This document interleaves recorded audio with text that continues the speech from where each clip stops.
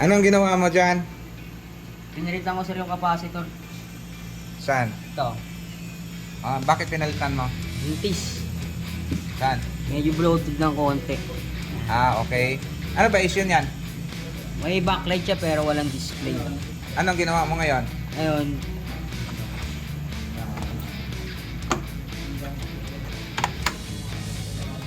Anong ginawa mo dyan? itong tiko na to sir. Ang galing ko ba sir? Wag na, paliwanag mo na lang. Itong tiko na to, pag tinanggal ko to, may display siya dito. Okay? Ngayon, pag ito naman tinanggal ko, iniwan ko to, wala siyang display, itim lang.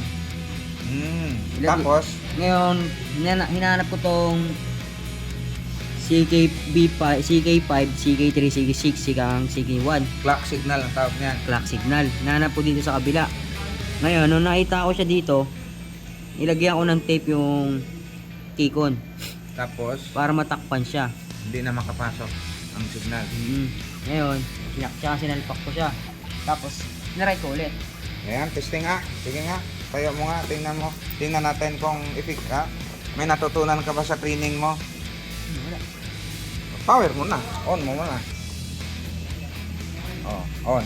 Hindi, pinatay mo eh. Yan. Uy! Malinis ba? Oo nga no. Di successful yung pag-OJT mo ngayon. Malinis ha. Maswerte mo ha. Ayan, okay. So, ayan yung bagong OJT natin. New batch. Shout out sa lahat. Okay.